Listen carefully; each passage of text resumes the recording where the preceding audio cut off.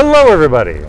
We are in the heart of MidTown with Amanda Burden, editor, owner, chief bottle washer of Edible Reno Tahoe. That's right. Hi, how are you? So we thought we'd take a walk and talk about the Reno area food movement.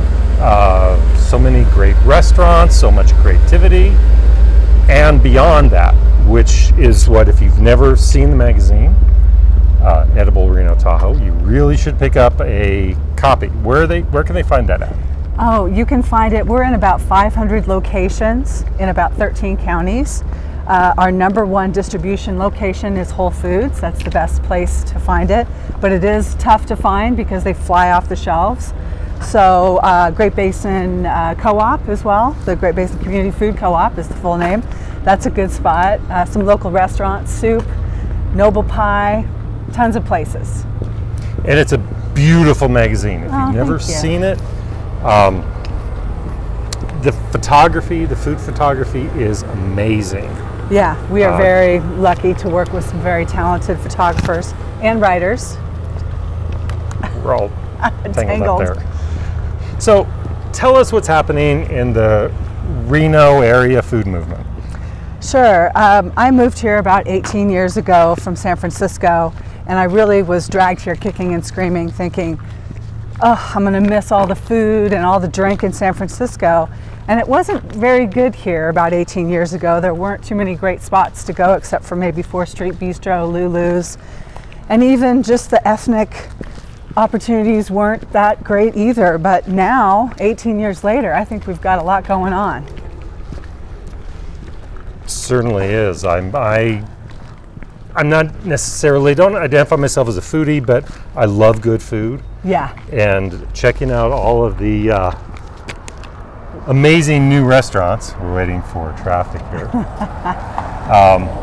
And unfortunately, they kind of come and go sometimes. But they're all trying new things, new and different things. Yeah, and absolutely. Raising that bar. Each time they raise that bar higher and higher. Yeah. Yeah, and you know, something else I'm noticing is a lot of the more successful restaurateurs are opening second and third locations. For instance, I mentioned Noble Pie before. They're my favorite pizza place in town, if I can say that. There's a lot of great ones, but love my Noble Pie, and they have 2 locations now, and they're opening a third at the Summit soon, like in the next week or 2, which is very exciting. I think I mentioned the ethnic opportunities here. I love Arario. If you haven't been to Arario yet, you've got to go. So delicious. It's kind of a Asian fusion, Korean mostly. And where's that at? It's on Cheney, just off of South Virginia. That's just so delicious. We also just got our first Brazilian steakhouse, the Churrasco, which is right on South Virginia near Liberty. People are raving about that. If you like meat, that's the place to go right now. Well, you know I do. We ran into each other at a great Southern barbecue. Yes, M&M's. Oh my gosh. M&M's Fish and Chicken Shack, so good over in Sparks. Yeah, they do a great job. And we don't have too many options for Southern, but we do have Homegrown Gastropub does it a little Southern style, and Rue Bourbon's got some Southern going. What else? We don't have too many Southern opportunities here, but there's Von Bismarck, which is kind of like a German style, and we have some other offerings that are just popping up. I've never heard of Von Bismarck. Oh, have you not? Oh, it's No. really cool. It's over on Wells, and it's from the owner of Chapel Tavern. Yeah, T. Duncan Mitchell, and so that's delicious. That is really worth a visit, especially in the summer, because you can sit outside. It's just gorgeous. He did a great job. Yeah. And something else I'm excited about that I'd love to talk about is the rise in restaurateurs using local food. So we've got the Great Basin Community Food Co-op here, and they moved from 500 square feet to 7,000 square feet. Oh, they have? Yeah, they have the most Where gorgeous. are they at now? They're on Flint and Court. Okay, same place. Yeah, but they were over where Two Soul Tea is. Oh, yeah. When they were there, they were like 500 square feet, then they moved to 7,000, and that was just showing how the local food movement was just thriving. And they have a program called Drop, and they are kind of the intermediary between the local farmers and the chefs, and they can have the farmers grow for the chefs. So you're seeing a lot more local food and meat and produce both on the menus, which is really exciting. Nice. Yeah. And we're coming up here, you know, we also cover drink. And I think up here in a little bit, maybe we're going to be coming up to Rum Sugar Lime, which is just a wonderful local bar. And also the Arch Society over there in the Junkie building just opened, and they're doing desserts and cocktails, which is kind of a interesting pairing. Oh, really? Yeah. They're called the Arch Society. Arch Society. Yeah. So love desserts. the owner's name is Ann Archer. Okay. So we're Arch, and then also Arch because, you know, the Reno Arch. Good Thai, local Thai. So here in Midtown, Yeah. we have a lot of stuff. A lot going on. Yeah. A lot of Stuff I didn't construction know. right now, but, you know, just be adventurous and come down, and it's really not that difficult to find a spot. You have to walk a little bit more right now. You have to avoid a little bit of the traffic, but it's not that bad. Well, we walked down the alleyway, Yeah. and that wasn't bad. No. So let's go this way, Okay. because I know there's some stuff up here. Okay. So what trend is, other than locally raised food, what trend excites you? Oh, well, let's see. In food, Yes, food or drink. okay.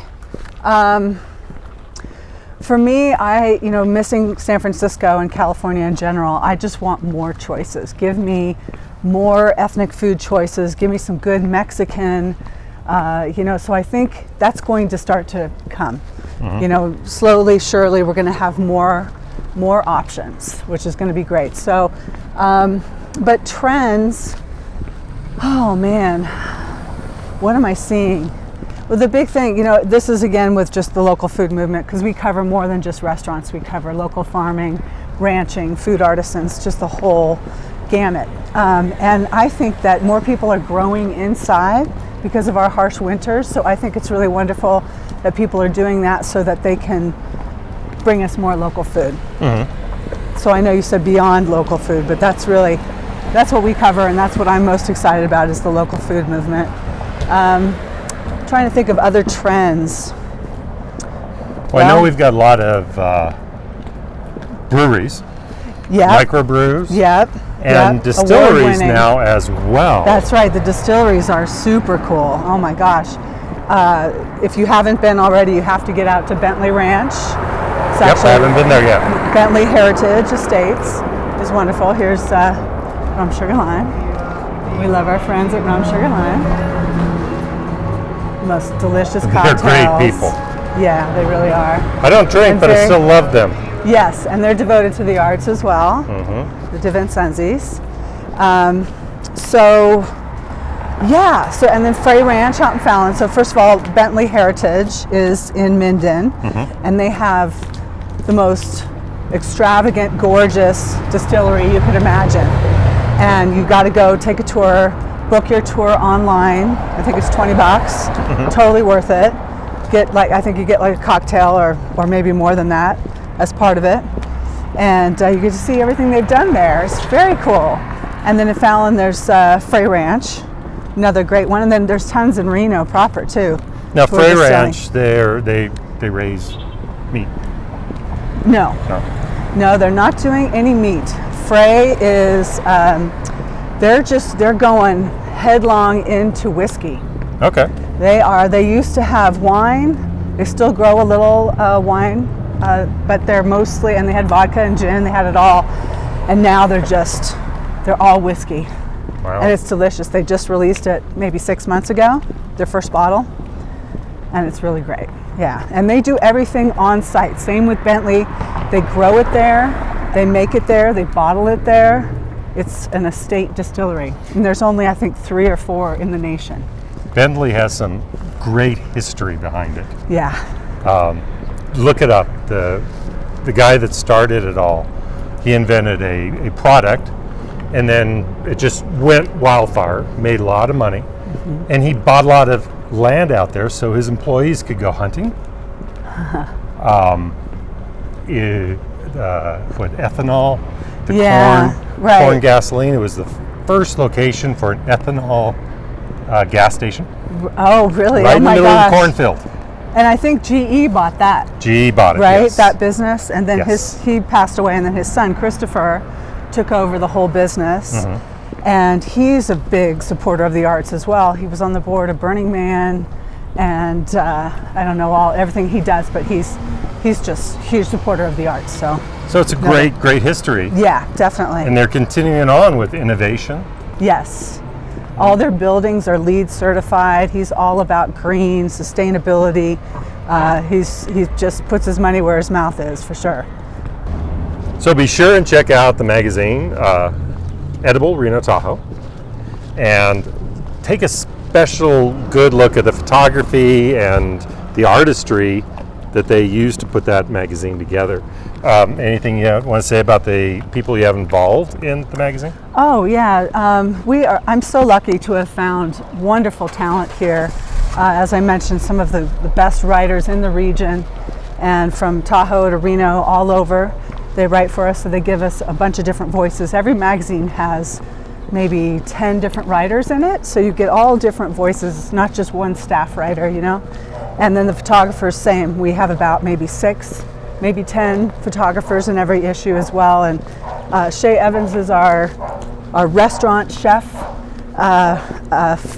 food photographer is really what he does. He does food and food stories, and he's amazing. You can go to shayevans.com and check out all his work. Love him. He does a great job. Jeff Ross is another one we work with regularly.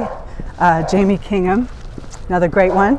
Lou Manna, Chris Holloman, Asa Gilmore, Ty O'Neill. You know Ty? Know Ty very well. He's great. He's got a spread coming out in the next issue that's gorgeous. It hits stands couple days. Beautiful, on the Board of Sheep family. So just tons of local people that we work with here, and just trying to support art as much as I can. So check out the magazine, and thank you for this walk and conversation. Yeah, I'm a little out of breath all this walking, but hopefully that doesn't come through as I'm really out of shape. Just eating a lot and not working out enough, unfortunately. But yeah, thanks for having me.